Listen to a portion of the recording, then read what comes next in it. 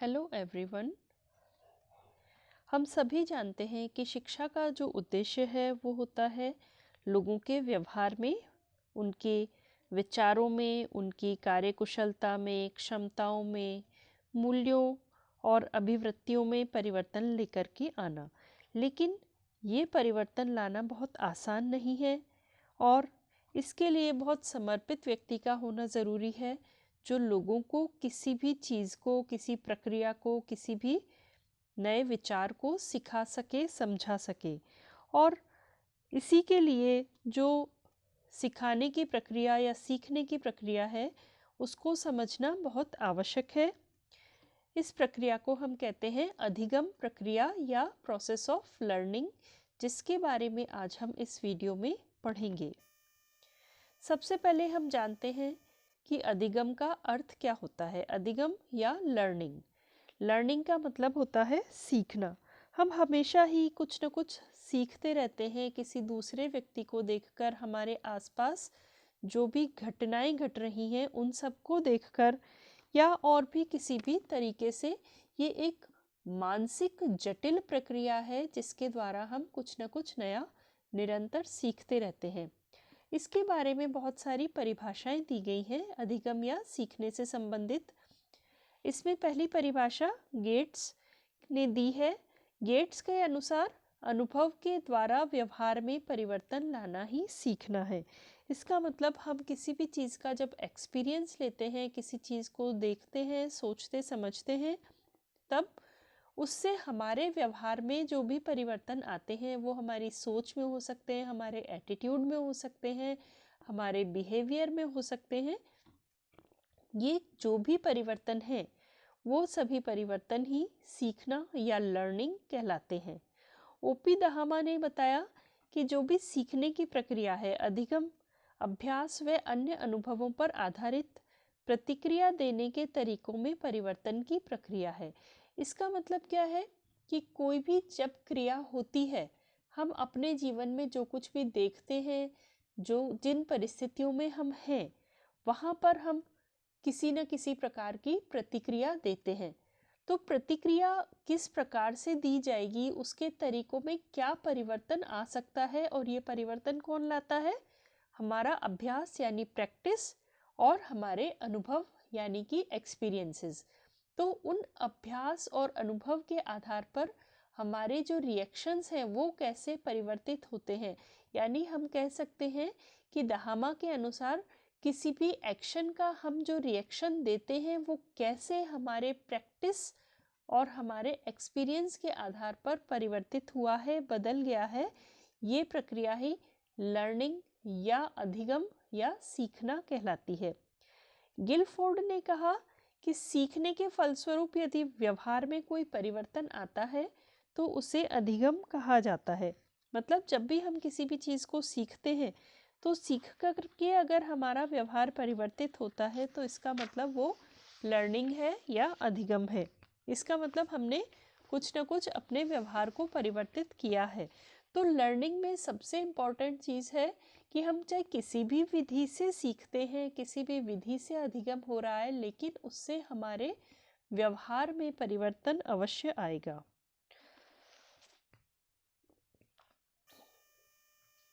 अब हम पढ़ते हैं लर्निंग के मेथड्स के बारे में या अधिगम की विधियों के बारे में, किस किस तरीके से हम सीखते हैं। अभी जैसा हमने परिभाषाओं में देखा कि हम अपने अनुभवों से सीखते हैं या प्रैक्टिस से सीखते हैं, तो जो इसकी मुख्य विधियां हैं सीखने की वो है सबसे पहला प्रयास तथा त्रुटि द्वारा सीखना, learning by trial and error. Trial and error के अंतर्गत हम लगातार नई चीज़ों को सीखने की कोशिश करते हैं। एक बार कोशिश की, फिर कुछ गलत हुआ, फिर उसको करेक्ट करके हमने फिर से उस चीज़ को रिपीट किया। अपने एक्शन में जो भी गलतियां थी उनको दूर करते हुए फिर रिपीट करते हैं। तो बार बार जब हम इन चीज़ों को कोशिश करते हैं, नई किसी भी चीज़ को स्वीकार करने की, उसको सीखने की, तो उसके लिए प्रयासरत रहते हैं और बार बार प्रयास करके अपनी गलतियों को खुद ही सुधारते जाते हैं। इस तरह से हम सीख सकते हैं। दूसरा मेथड है अवलोकन के द्वारा सीखना या लर्निंग बाय ऑब्जर्वेशन। सारे काम हम अपने आप नहीं कर सकते हैं, अपने आप नहीं सीख सकते हैं। बहुत सारी चीज़ें ऐसी होती हैं जिन्हें हम दूसरे लोगों को करते हुए देखते हैं। जैसे अनायास ही हम अपने घर को बिल्कुल अच्छा सा रखते हैं, साफ सुथरा रखते हैं जैसा कि हमारे पेरेंट्स रखते हैं, या बहुत सारे रीति रिवाज ऐसे होते हैं जिन्हें हमें किसी ने सिखाया नहीं, हम हमेशा से उन्हें देखते आ रहे हैं कि हाँ हमारे घर में पूजा की ये विधि है, कौन सा त्योहार किस तरीके से मनाया जाता है। तो इन सभी चीज़ों को हम देखते हैं। तो ये अवलोकन के द्वारा सीखने की प्रक्रिया होती है। इसमें हम क्या करते हैं, किसी भी व्यक्ति को उस काम को करते हुए देखते हैं और उससे संबंधित जो भी जानकारी है वो हम अपने कानों से सुनते हैं। तो इसमें हम अपने सेंस ऑर्गन्स का इस्तेमाल करते हैं। उन्होंने जो कुछ देखा या सुना उसको हमारा मस्तिष्क ग्रहण करता है और फिर उसके बाद उसके लिए रिएक्ट करता है, या अगर हमें अच्छा लगता है तो हम उस चीज़ को हमेशा के लिए याद कर लेते हैं। तो बहुत सारी चीज़ें ऐसी हैं जिनमें हम देख करके बहुत अच्छे से सीख पाते हैं। बहुत सारे मॉडल्स भी बनाए जाते हैं, वीडियोस भी होते हैं जिनके माध्यम से हम सीख सकते हैं।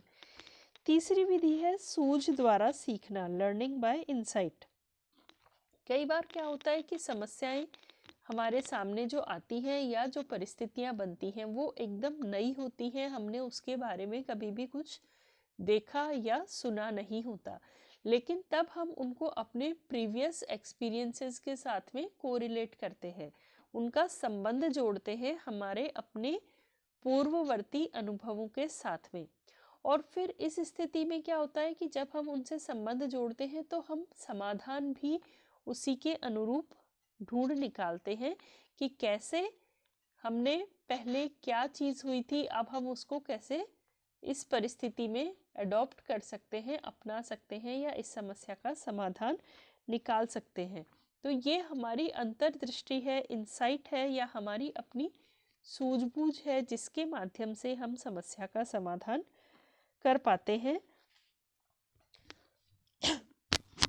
इस स्थिति के लिए या सूझ द्वारा सीखने की प्रक्रिया के लिए हमेशा समस्या को बहुत अच्छे तरीके से समझ लेना चाहिए और उसमें हमेशा आपकी नॉलेज पहले से जो है और अपना कॉग्निशन, हमारे अपना सोच समझ या जिसे हम विवेक कहते हैं, उसका भरपूर इस्तेमाल किया जाता है।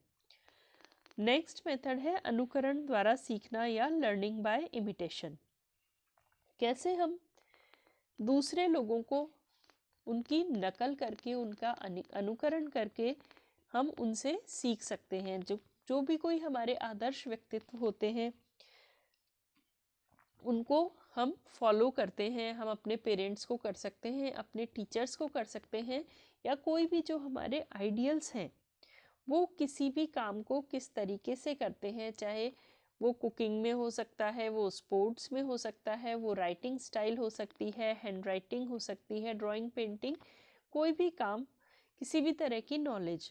तो हम जिन व्यक्तियों को अपना आदर्श मानते हैं वो अपने जीवन में क्या क्या कर रहे हैं, कैसे कर रहे हैं, इस बात की जानकारी प्राप्त करके और फिर हम उनकी नकल करके बहुत सारी चीज़ों को सीख सकते हैं, उसके बारे में जानकारी प्राप्त करते हैं।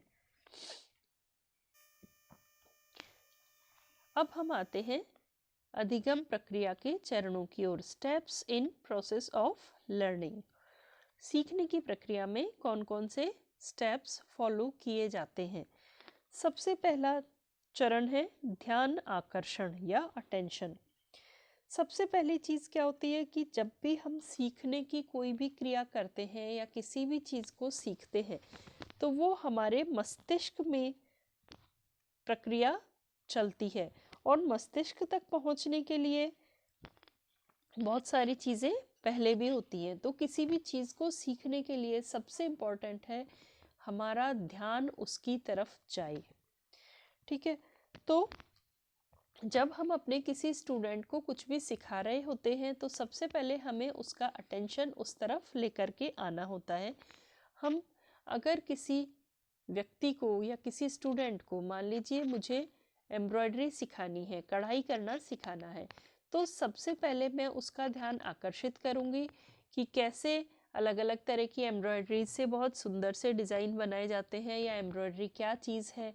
इस तरीके से उसका ध्यान जाएगा कि हाँ ये डिज़ाइन बना हुआ है, ये बहुत आकर्षक लग रहा है। ऐसे सैंपल्स दिखाने पर या बने हुए आर्टिकल्स दिखाने से ध्यान आकर्षित किया जाता है। या आप देखते हैं टीवी पर बहुत सारे एडवर्टाइजमेंट्स आते हैं, वो इसीलिए होते हैं कि आपका ध्यान उनकी तरफ चला जाए।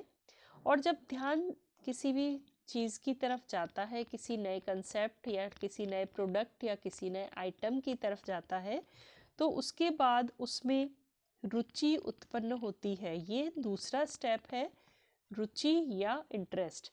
जब आप देखते हैं कि अच्छा ये एम्ब्रॉयडरी किया हुआ कुर्ता बहुत ही सुंदर लग रहा है या बहुत आकर्षक है, या बेडशीट है इस पर बहुत अच्छी एम्ब्रॉयडरी की गई है, या कोई भी प्रोडक्ट है वो बहुत अच्छा लग रहा है, तब आपकी उसमें रुचि जागृत होती है, या विद्यार्थियों की रुचि जागृत होती है कि हाँ देखो ये कितना अच्छा लग रहा है, तो ये काम कैसे किया गया है, इसको करने का तरीका क्या है, कैसे ये बनाया गया होगा।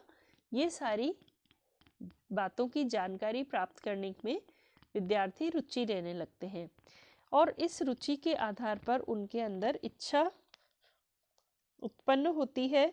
और ये इच्छा बहुत ही महत्वपूर्ण है, क्योंकि जब किसी काम को करने की इच्छा होगी, ललक होगी, या विद्यार्थी जागरूक होगा कि हाँ ये हमें करना चाहिए, सीखना चाहिए, या मैं खुद भी ये कर सकती हूँ या कर सकता हूँ, तभी वो किसी चीज़ को अच्छे तरीके से सीखेगा। तो सीखने की इच्छा जागृत होना बहुत महत्वपूर्ण है। तो जब वो ये इच्छा रखेगा कि अच्छा ये एम्ब्रॉयडरी है और मैं भी इसको बना सकता हूँ या बना सकती हूँ, तो उसको सीखने के प्रति प्रेरित होता है, मोटिवेट होता है। नेक्स्ट है कन्विक्शन या विश्वास। जब भी टीचर स्टूडेंट को सिखा रहा होता है किसी भी चीज़ के बारे में, जैसे हमने एग्जाम्पल लिया है एम्ब्रॉयडरी का, तो पहले विद्यार्थी को शिक्षक पर यह विश्वास होना चाहिए कि ये टीचर जो हमें सिखाएंगे ये बहुत अच्छे तरीके से सिखाएंगे, और जो भी इस सीखने का परिणाम होगा वो बहुत अच्छा होगा, मैं कुछ नया गेन करूँगा, मैं इससे कुछ नया अच्छा बेहतर कर सकता हूँ। नेक्स्ट होता है क्रिया या एक्शन। ये वास्तव में इन सारे स्टेप्स की परिणति है। कैसे पहले उसकी तरफ अट्रैक्ट हुए, फिर उसके बारे में जानकारी प्राप्त करने में रुचि प्रदर्शित की, उसके बाद उसके बारे में इच्छा जागृत हुई और शिक्षक के ऊपर विश्वास उत्पन्न हुआ, फिर हम उस चीज़ को सीखते हैं। ये एक्चुअली एक्शन है, क्रिया है सीखने की प्रक्रिया के अंतर्गत। तो अब इसमें शिक्षक के ऊपर निर्भर करता है वो विद्यार्थी को किस विधि से किसी भी चीज़ को सिखा रहा है, और विद्यार्थी उसको किस तरीके से सीखता है। ये डेमोन्स्ट्रेशन भी हो सकता है, ये लेक्चर भी हो सकता है, ये वर्कशॉप्स के माध्यम से भी हो सकता है, करके दिखाने के माध्यम से हो सकता है। और लास्ट स्टेप है संतुष्टि या सेटिस्फैक्शन। जब विद्यार्थी किसी भी काम को अपने हाथों से करके देखता है, और जब ये देखता है कि इसका इतना अच्छा रिजल्ट आया है, तो उसे अपने काम के प्रति संतुष्टि होती है। उसे ये विश्वास होता है कि हाँ मैंने जब मेहनत की तो मुझे इसका ये नतीजा मिला, और ये बहुत अच्छा है, और मैं इस काम को और भी आगे कर सकता हूँ, बढ़ा सकता हूँ। जैसे आप लोग देखते हैं जब आप लोग अपने प्रैक्टिकल्स करते हैं और उसमें बहुत अच्छी अच्छी डिशेस बनाते हैं, या बहुत अच्छी सी आपने बंधेज बनाए हैं, या स्टेंसिल प्रिंटिंग की, स्क्रीन प्रिंटिंग की, या कुछ अच्छे से गारमेंट डिज़ाइन करके स्टिच किए, तो जब आप खुद उस काम को कर लेते हैं तब आपको उससे बहुत ज़्यादा संतुष्टि मिलती है, तभी आप और नया आगे सीखने के लिए लालायित रहते हैं। तो ये चरण है अधिगम प्रक्रिया के, और इनको याद करने का तरीका है, आप इसको एड कैस, जैसा कि इसमें मैंने रेड कलर से हाईलाइट कर रखा है फर्स्ट लेटर, उसको याद कर सकते हैं। ये चरण है ध्यानाकर्षण अटेंशन, रुचि अर्थात इंटरेस्ट, इच्छा यानी डिज़ायर, विश्वास यानी कन्विक्शन, क्रिया एक्शन, और संतुष्टि यानी सेटिस्फैक्शन। तो जब भी सेटिस्फैक्शन होगा तब विद्यार्थी बहुत अच्छे से सीखेगा और अच्छा करने के लिए प्रेरित होता रहेगा और नई नई चीज़ों को सीखने के लिए हमेशा उत्साहित रहेगा। तो इन सभी चरणों के माध्यम से शिक्षण की प्रक्रिया संपन्न होती है, या दूसरे शब्दों में कहें विद्यार्थी के पक्ष से तो सीखने की प्रक्रिया या अधिगम प्रक्रिया संपन्न होती है। इस प्रक्रिया के सभी चरण आपको अच्छी तरीके से समझ में आ गए होंगे। अगर कहीं कोई डाउट है तो आप मुझे कमेंट बॉक्स में लिख करके पूछ सकते हैं।